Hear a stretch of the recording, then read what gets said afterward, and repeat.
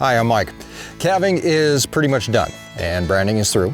It's time to start the cows and their calves on the trek down to summer pasture. Today we prepare the next pasture the cattle will move into. Hey, I'm trying to do something here. Figuring out how long they can stay in there. We're going to check the fence, we're going to set up the water, and we're going to move in supplemental feed. And of course, open the gate. That's all today on our Wyoming Life.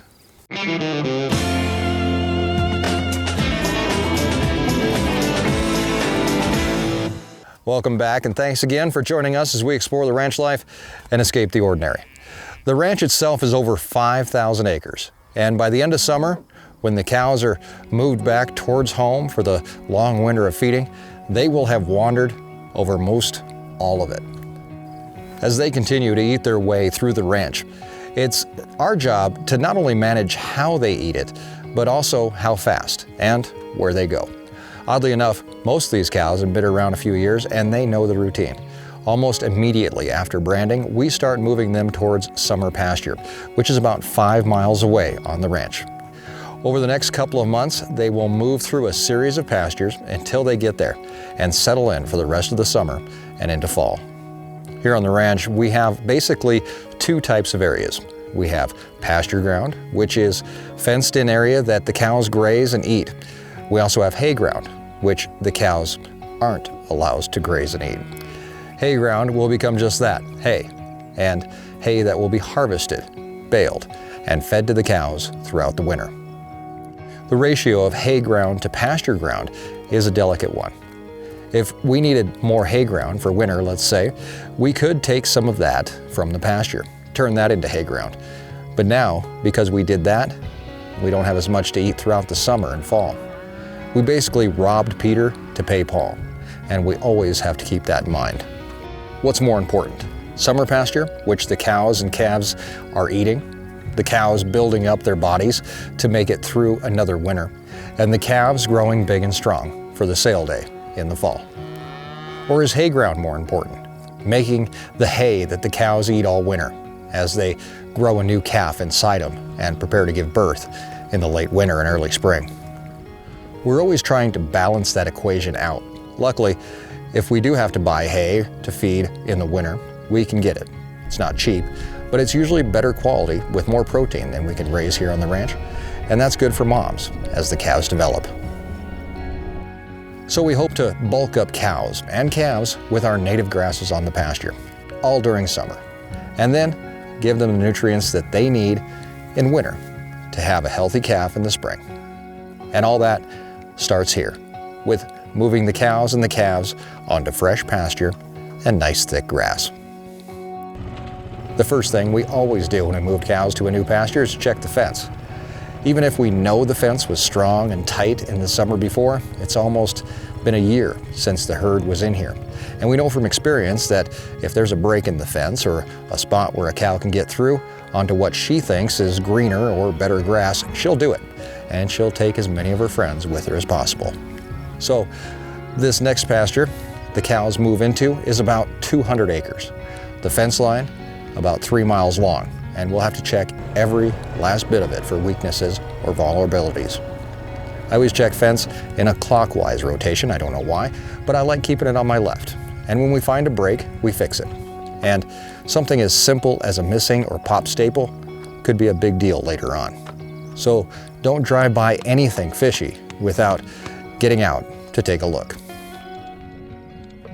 Coming up in the next couple of weeks, we have a new video coming out where we're going to try some brand new technology in fixing fence, as well as some tried and true tools and methods, and some other tools that we may have forgotten about over the years. But for now, we just drive and fix what we need to. Once we know the fence will hold cattle in, which we don't. In fact, we know that fences are really only suggestions. But we also know that a fence without temptation, well, you know what they say, won't tempt you. So the fence is done, and now it's time to work on water. Every pasture has at least a couple watering options. Natural reservoirs are always the cows' first stop.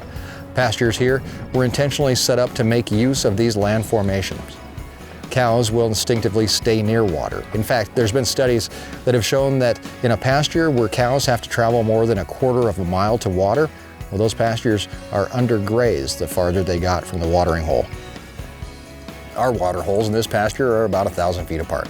We have 3 naturally formed water holes, which are pretty full at the moment, and a stock tank fed by a water well that's actually up by our house, almost 2 miles away. The ponds or reservoirs, well, there's not much we can do about them. But the water tank, that's our problem. And we need to make sure that it's full all the time for the cows to drink from. In order to ensure even grazing of this pasture and the least amount of waste that we can. In order to keep it full all the time, we're going to use a float. By attaching this to the tank and the water hydrant, the water will never overflow, and it'll always be available to the cows and their calves. Now, before we open any gates, we still have a couple more tasks to accomplish. The first of those is putting out supplement, vitamins, and minerals for the cows and their calves. Our grass here doesn't have everything that we need to keep cows and their calves in their optimum growth and health. And much like us, they need vitamins. By placing these 250-pound barrels, we give the cows and their calves the proteins, minerals, and vitamins that pasture grasses are deficient in. It's surprising that even lush pasture grasses that look green may still only contain 6 to 8% protein. And the protein requirement of a bred, mature beef cow is 9 to 10%. A well-formulated cattle tub that complements the protein of our pasture grasses will allow cattle to graze and utilize these pastures and meet their protein requirements at the same time. We can also use them to move cattle through the pasture and take advantage of the underutilized areas. These are all in a free choice format, which means that cows can eat them as they see fit, and those that don't need the extra mineral will often skip right over them. We also put out salt blocks, mineral blocks, and cobalt supplement blocks, a mineral that is lacking in our soil and essential in the manufacturing of the vitamin B12, which helps regulate a cow's metabolism. With all of our prep work done, we're now ready to open gates, but there's still one very important thing to think about, and that's how long they'll be allowed to live in this pasture. So here in Northeast Wyoming, we don't get the rain to regrow any of the pastures here that the cows eat. Rotational grazing really doesn't work for us. Just like when we cut hay, we only get 1 cutting, and the cows will only get 1 eating. So we have to make sure that we make the best of basically every little bit that we can.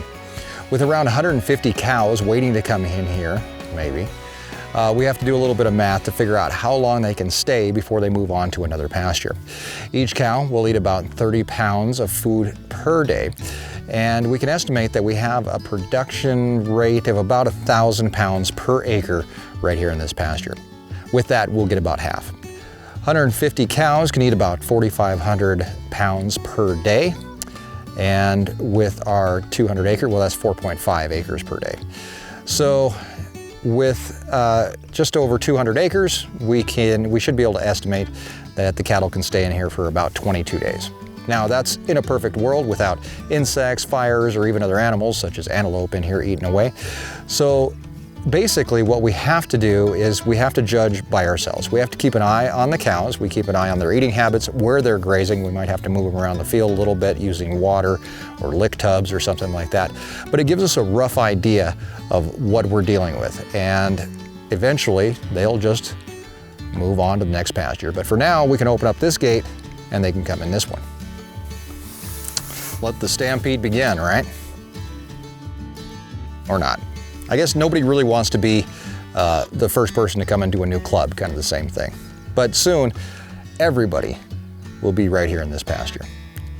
Thanks for hanging out with me today. As the summer heats up, we have a lot more on the way. Haying, we're gonna be out fixing fence, we're gonna be doing all kinds of stuff. And of course, every single video, we're gonna be exploring the ranch life and escaping the ordinary 3 times per week right here on YouTube. Until I see you again, have a great week, and thanks for joining us in our Wyoming life. You can come in. You don't have to just stand there and look at the fence. Come on. Do you want to be the first one? Do you want to be the first one in?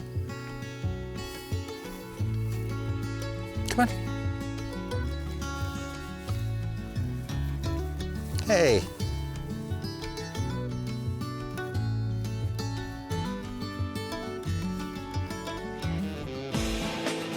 Go be the first one in.